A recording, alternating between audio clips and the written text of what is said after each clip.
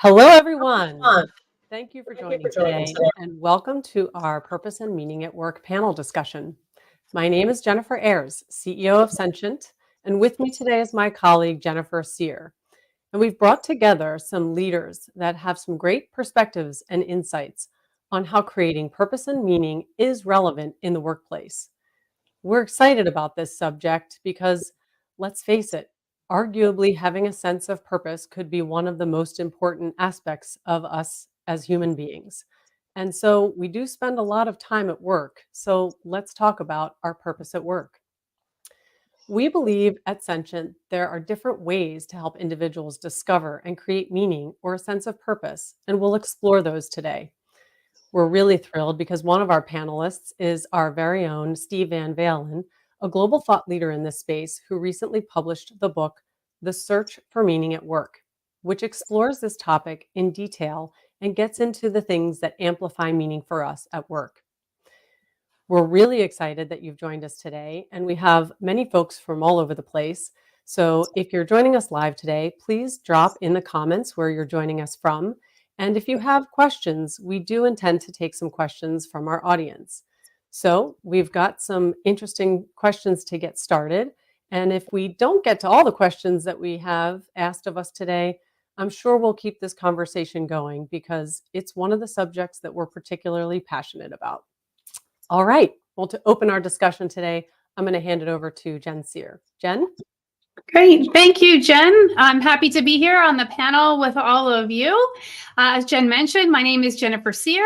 I am the Delivery and Engagement Lead and Organizational Consultant with Senscient, and I'm excited to introduce you to our panelists. Unfortunately, one of our panelists, Suzanne Barth, Executive Vice President and Chief People Officer of Cinity, was unable to attend today, but our other two panelists are ready to get going. So let me introduce you first to Larry Solomon. Larry is the Executive Vice President and Chief People Officer of EPAM. EPAM is a global leader in software engineering and product development services, offering solutions for 11 industries across 50 countries and regions. Welcome, Larry. Thank you. Our panelist is Jacqueline Meyer.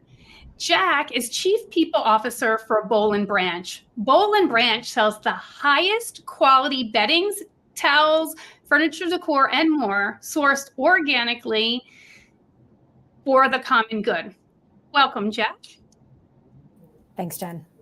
And then finally, we have our very own Senscient team member, Steve Van Valen, who is our Senior Vice President of Culture, and as Jen mentioned, author of The Search for Meaning at Work.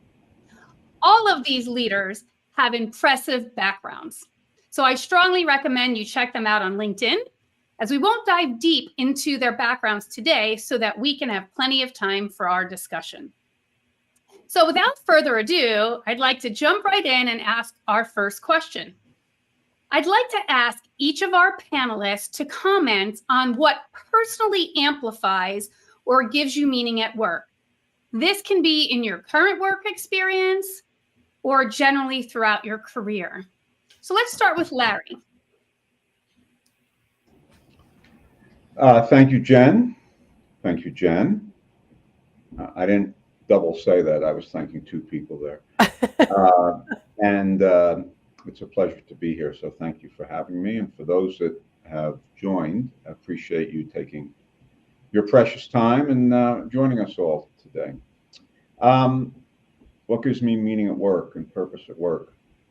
I think throughout my career, it's been the ability not only to participate in what's actually happening at the company, but to make the leap from what the company does and what I can do with the company or for the company in a broader sense. And when I say a broader sense, I'm not necessarily talking about how to solve the world's problems, because God knows we've got enough of those and I'm not sure they're all going to be solved. But I think through efforts that many large companies in particular, but not only large companies, have undertaken to do more than just produce a bottom line. That's what bonds people together, to go out and support their local communities, to go out and help others in need around them, whatever those programs are that are consistent with their initiatives and their mandates and their directives, to participate and volunteer in the various programs that large companies support, and to have a broader contribution than just the four walls within the corporate structure. Because at the end of the day, that's really the feel-good stuff. Sure, you feel good about working and helping the people that you're working with and contributing to your own company's success. But the ability to take the assets, the learnings of your company and combine them with your own personal interests and translate that into doing something of value beyond the corporate walls, I think is what really provides value. And I think more companies realize that, and they're focusing over the past many years, focusing more on that buyer value from a recruiting perspective. That's wonderful, Larry. And I really like how you brought in, the personal and the work perspective in terms of finding meaning and value. And so, Jack, I'd like to turn it over to you to talk about how you've personally found meaning and purpose at work. Thanks, Jen. There's two things I would say. One is I have to believe in what the company does, sort of what is at its core. I have a friend who teases me about that. Every time I join a company and I rave about it, she jokes that, like, you're so enthralled. I'm like, that's so important for me, first and foremost. The other part is tied to kind of the essence of what my job is about. And this may sound a little silly, but I've always thought that my role is like a bridge. And if you think about kind of what those are intended to do and what they look like, it helps people get from where they are to where they're going. But it doesn't, it gives them some guidance and direction and scaffolding and support. So I, in the early days of my career, when I was doing consulting, I was doing a lot of training and change management work, which was all about helping people learn something new or kind of experience something different and be successful at it. And when I moved full-time into HR, it's been about supporting the whole employee experience and helping people be successful individually, collectively, and then obviously help the business grow. So for me, it's those two things.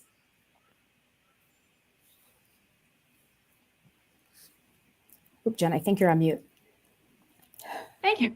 Thanks, Jack. I love how you talked about taking the meaning and purpose to help the organization grow. That's a really great example of how meaning and purpose tie to business outcomes.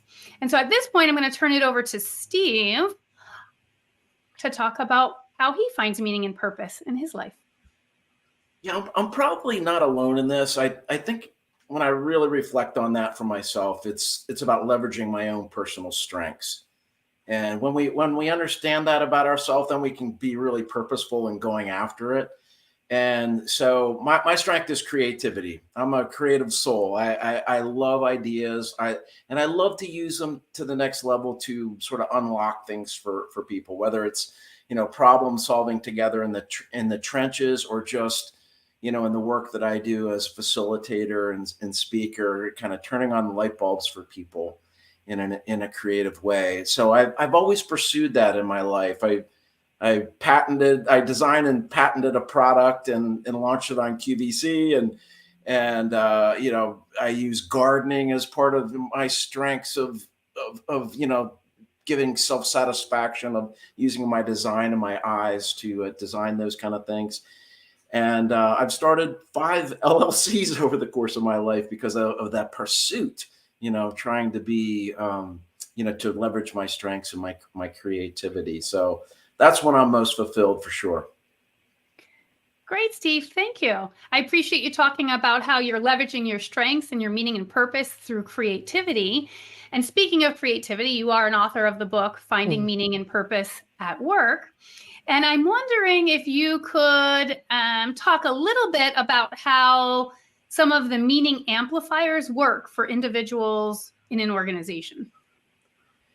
Yeah, so in the book, Jen used the word amplifiers, and I recognize that the people that are the most fulfilled at work multitask purpose. In other words, they don't typically just have one thing that they isolate on. It's almost like a roulette strategy where you play more numbers, and you can be more fulfilled by thinking of all the different ways that we do receive purpose and meaning in our life. And so I use that as the framework for my book. But it it comes down to some of the things that are so granular in the work, such as, are we satisfied?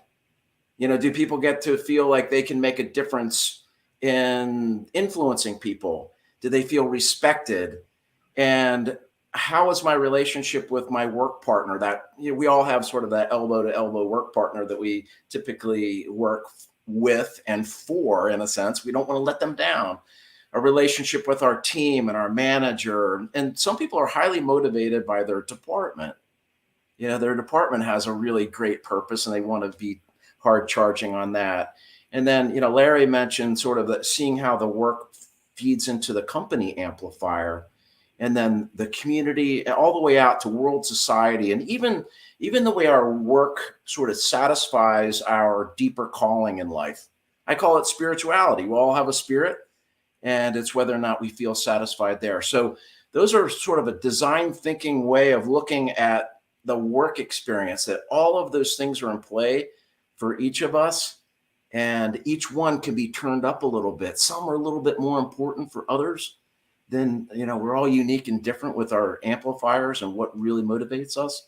But that was the framework that I have utilized to help encourage people on how to amplify meaning for other people. Thanks, Steve. That's great. And I know, and we know from our research, that meaning and purpose are important for the organization because it does create more engagement overall. And we have learned that post-pandemic, there has been a lot more interest and perspective shared on purpose and meaning at work. And in a 2022 study by the Blue Ivy Group, purpose was actually listed as one of the number one important items, along with benefits and flexible work. So there's certainly plenty on the subject out there. You can Google search this topic, and McKinsey will write about it, the Harvard Business Review, you name it. So I'm just interested to inquire from the panel, how do you feel that the concept of purpose and meaning at work has changed over time? Has there been an evolution, or has this really become a hot topic prompted by the pandemic? And I think I'll go back to Larry to start with that question. What do you think, Larry? Yeah, I'm not sure. I'm not sure that I would say it's been amplified significantly by the pandemic. I mean, things have changed, right? Where people are working, how they're working, what's important to them, what's not important to them,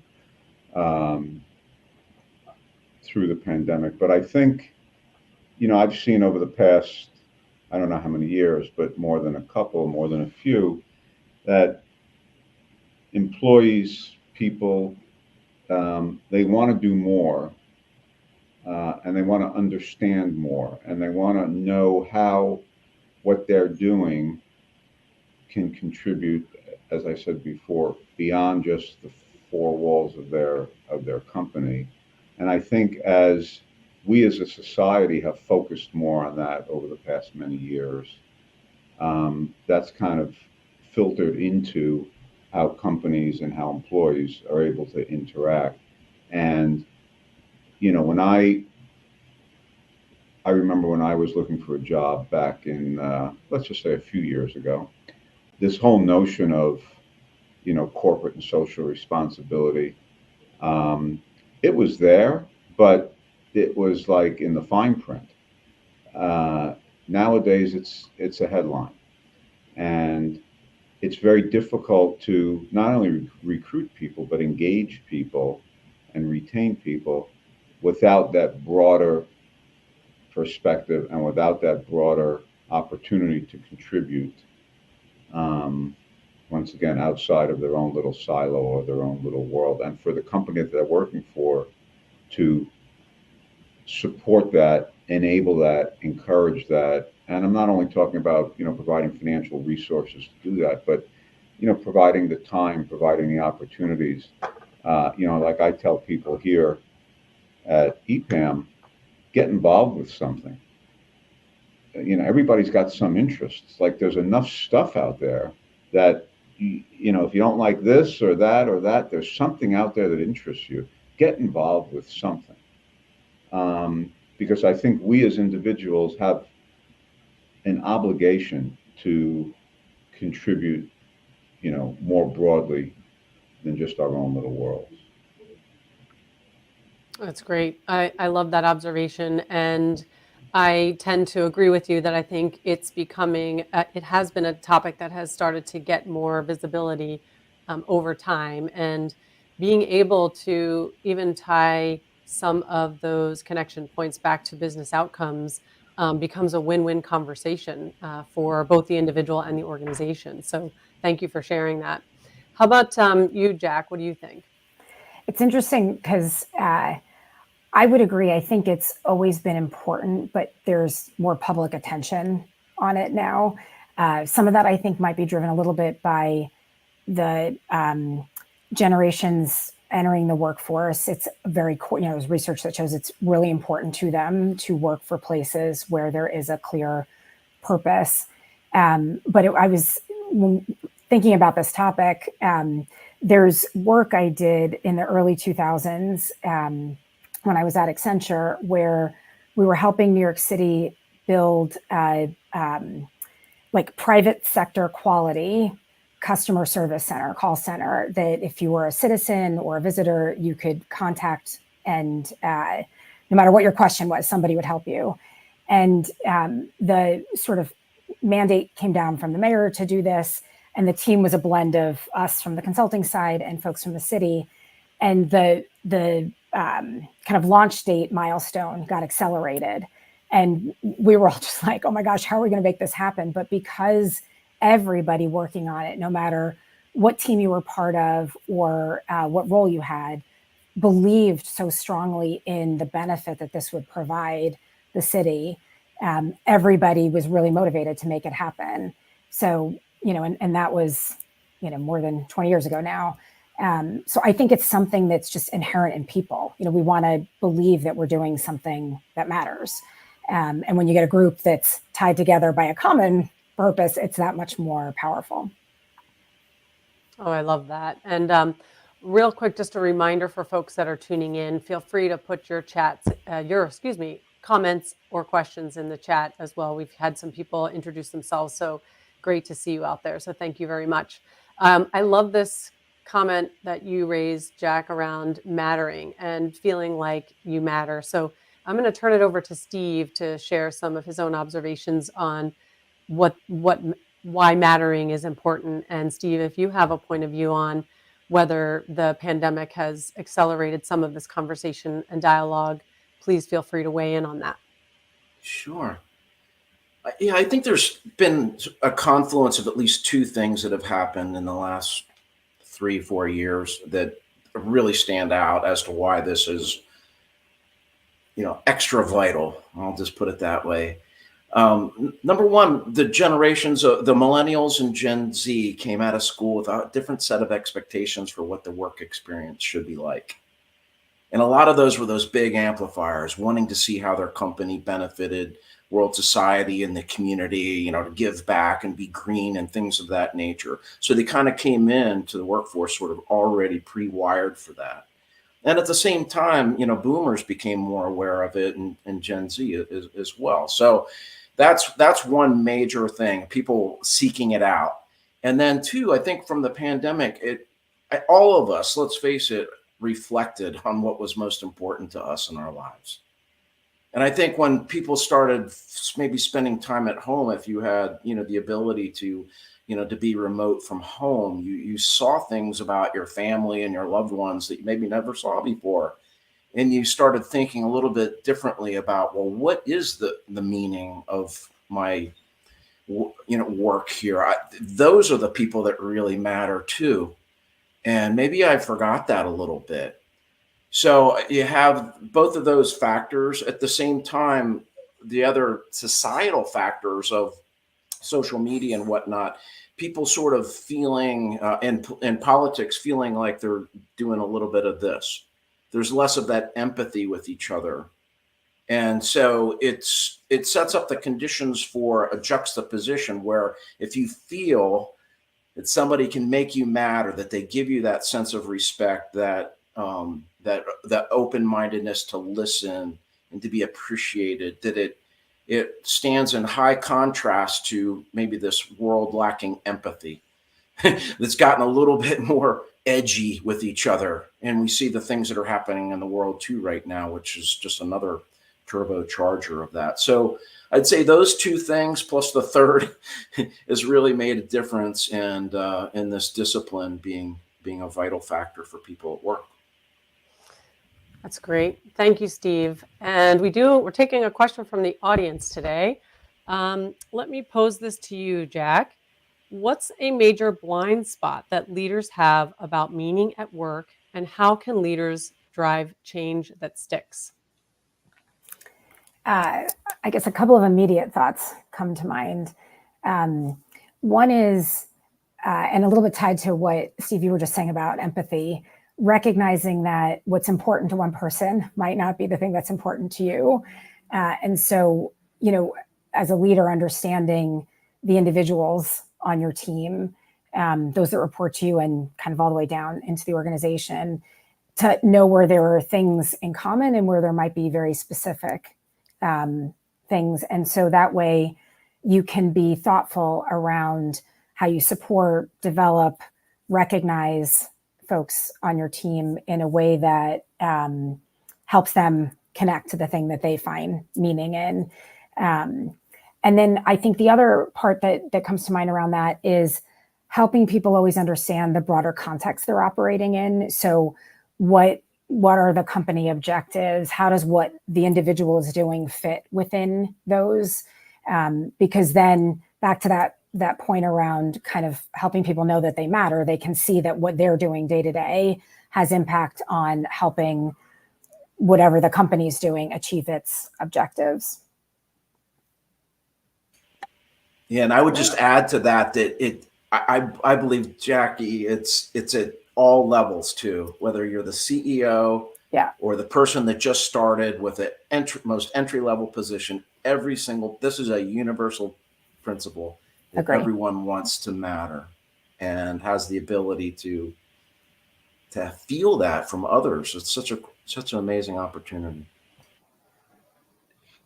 Great, Steve and Jack. And thank you everyone for that engaging conversation. Mattering does matter. And in that spirit, I'd like to ask this next question, and I'm going to direct it to Larry first to talk about what your organization is doing to amplify meaning and help with people feel like they matter.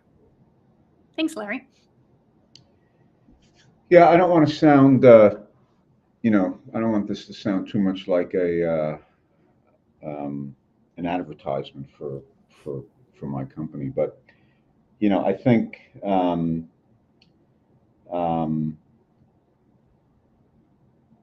we have to make it very clear to our people that this is important, and we have to do that by the leaders setting the example, because it starts at the top. And one of the things that we do here is we have a program called eKids, and it's all about basically teaching young kids about the basics of technology through interactive programs and workshops that were being delivered in the offices, then virtually through COVID, now back in the offices.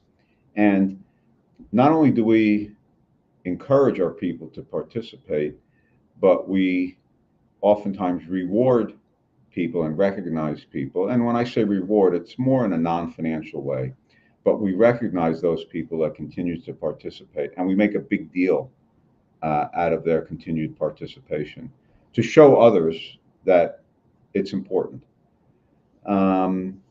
The the other thing that we do here is we have it's called a Heroes portal, and it's a way to give out virtual badges, which are just badges of recognition to our people, and people like collecting them. It's like they put them on their internal wall here, and it's like a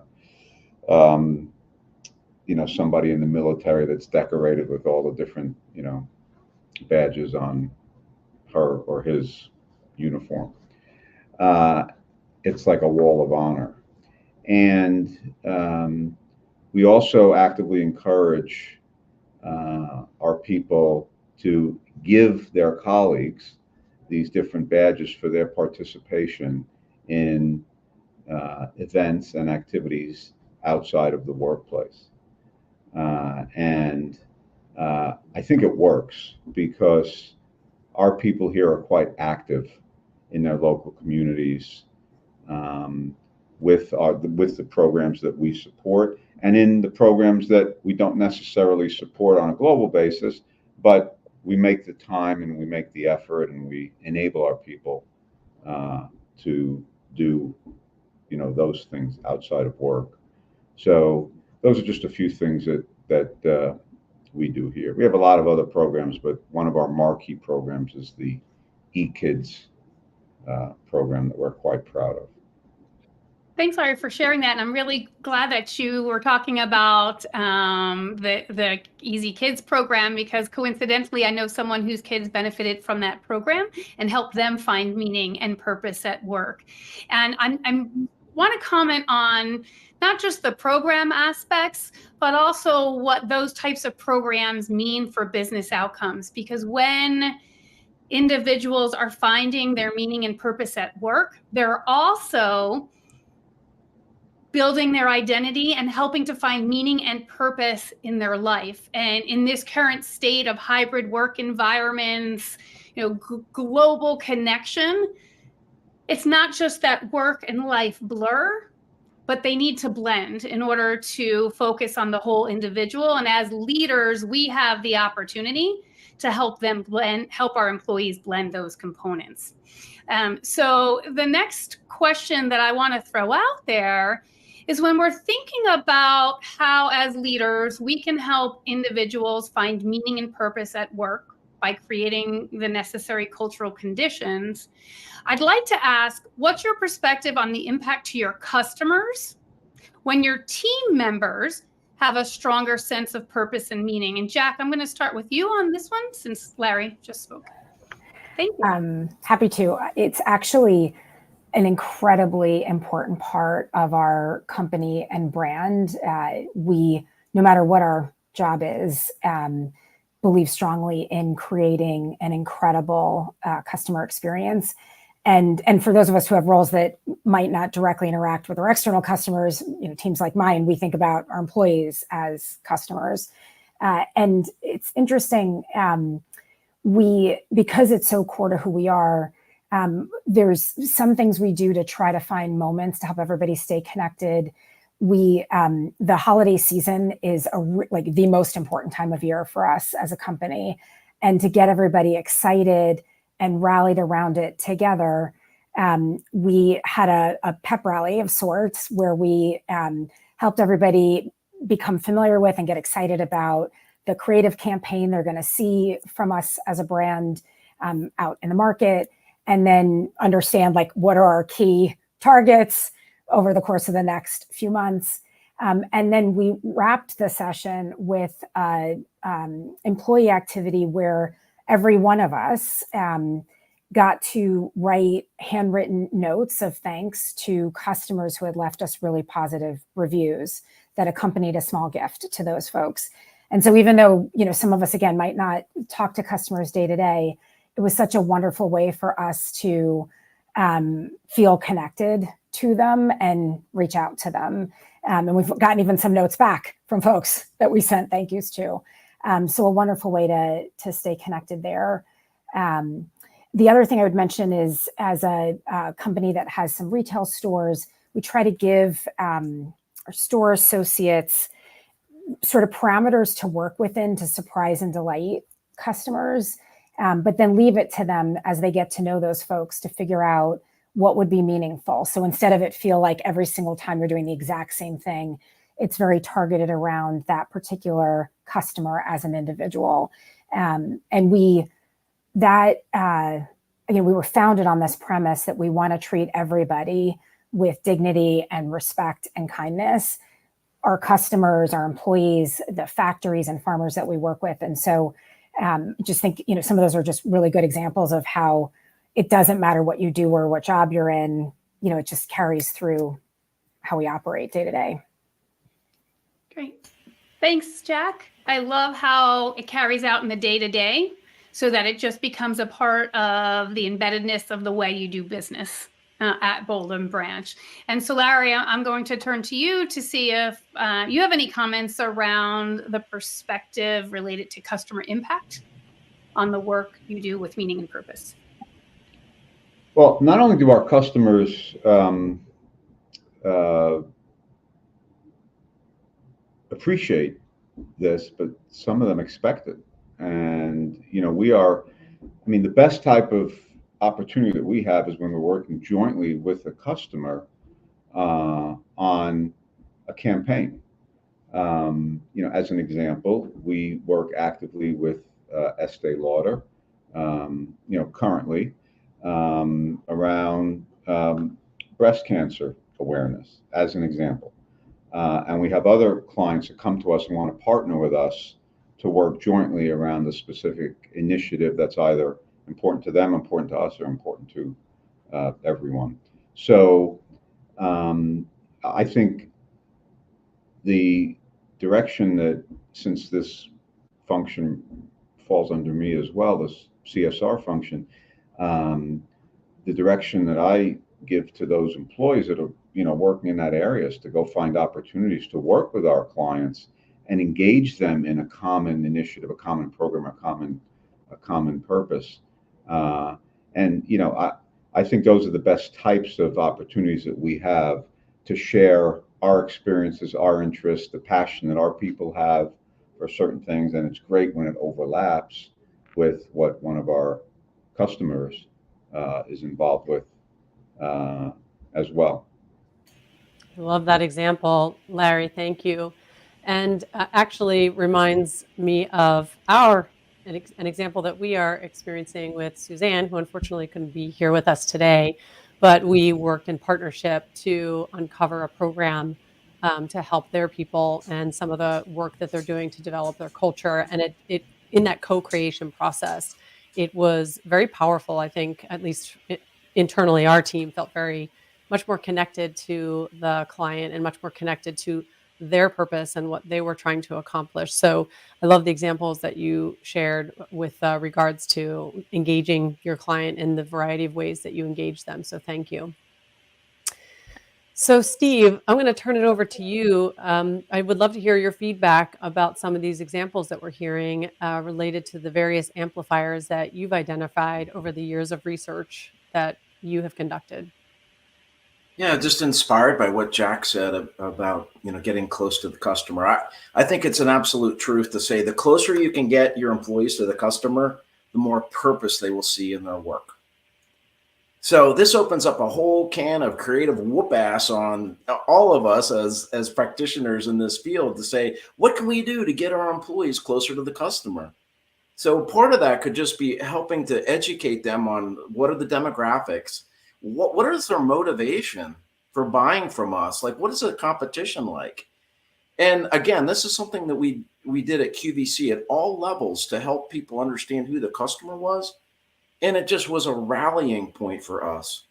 And we did this one experiment in the call centers where they normally had a script, and we paid a lot of money for talk time, for the representatives. And we unscripted them and said, we want you to use your personality based on everything you know about these customers to just do your thing. Their talk time stayed about the same. Our contactor scores went off the chart, and their level of engagement went off the chart too. So it's just simple things like this about thinking a little bit differently. The customer is a huge amplifier that every company should be really leveraging to really get customer centric. I can't think of one business that could go wrong with that. And the information is already there, in your marketing or your sales department or you as the CEO. So why not share that with them and get them engaged with it? Thanks, Steve, for sharing that. I love your energy and passion for the subject. And in some ways, the link among purpose, meaning, and engagement has been viewed as a direct link to the success of the company. So I appreciate you sharing that. And I want to thank the panelists for all their engaging discussion on this topic. And want to put this last final question out there in terms of what might you recommend leaders to leaders around what other professionals who wish to amplify purpose and meaning with the people they influence? Where should they start? What should they do? What do they need to consider? Larry, I'm going to start with you. Jen, can you repeat the question? I just want to make sure I got it. What? Sure, absolutely. There was a couple of questions in there. As a leader, what might you recommend to other professionals who wish to amplify purpose and meaning with the people they influence? And then subsequently, where should they start and how do they go about doing it? Yeah, okay. I'll come back to something I said before. I think one of the things every leader has to do is they have to lead by example, and they have to get involved in something, and they have to show that it's a priority and it's important to others around them. The other thing that I would say is we have to talk about this. We have to understand what's important to the people around us. It's probably not going to be the exact same thing that's important to me or to my neighbor, but we have to talk and understand what's important to people around us. The other thing I would say is we need to convince ourselves and we need to convince the others around us that this makes sense. Like the more purpose that we have, the more feeling that we have for the greater good, the more engaged we're going to be with ourselves, with our employees, with our clients, with our families. I don't want to point to any specific scientific study that proves this. I just kind of know it because you can see it, that the more that people are involved in different things outside of the workplace or are able to bring things that are of interest to them inside the workplace, the happier they're going to be, the more satisfied they're going to be, the more engaged that they're going to be. And I think it just works. So I think as leaders, we need to talk about this openly. We need to encourage the people around us to get involved, to take a position, to do something, to find something that's important and interesting to them. And then perhaps, as I said, most importantly, to show others that they themselves are getting involved and that they're feeling good about it. Thank you for your perspective, Larry. I'm going to ask Jack the same question. Along the lines of what Larry said, in terms of role modeling, I think it's so important that first and foremost, you have to figure out, like, does everybody from a leadership standpoint have the same understanding of what the purpose is? We are approaching our 10-year anniversary as a company, and we did an exercise this year where our founders, who are still leading the business, pulled back out the original purpose and mission they had for the company, and we looked at it all together as a leadership team to see, is this still what we believe is the right thing based on where we're at today and where we're headed? And that was a really important moment to make sure that then when we're all off and running in our respective kind of parallel tracks, we're still aiming toward a similar or the same kind of guidepost or North Star. I think that's really, really important. And then making that feel real to everybody in the company. And we were actually having this conversation the other day. We have the benefit that since our founders are still involved in the business, that passion they had in the beginning is still here every day in the exact same way because they can directly convey it.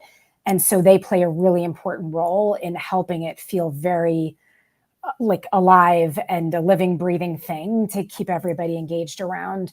And then we I think it's important. Someone I work with will often say, along the lines, Steve, of your example, like to help people when you took the scripts away and you gave people information about the customer and let them then just kind of be their authentic self, giving people some kind of clear principles or framework that fits with that mission and purpose so that everybody's operating by a similar set of kind of assumptions around what's important, but then you give them the room to make decisions and feel empowered in their day-to-day work to bring it to life, then it's authentic and not transactional. I think those are the most important things, because then the other stuff kind of starts to fall into place. Mm-hmm. Thank you, Jack. I really want to point out the use of your word, North Star as a guiding post, and then a series of assumptions to make decisions around, as a way to move forward and get started in helping folks find their meaning and purpose. So Steve, I'm going to turn over the same question to you. What might you recommend to other professionals who wish to amplify personal purpose and meaning? Sure. Well, I mean, if you're thinking of this subject as being so big that you can't get your arms around, you're probably not alone with people out there. So here's my recommendation. Go as close to the germane things that help people feel like they matter in the experience of work. So here's an example of that.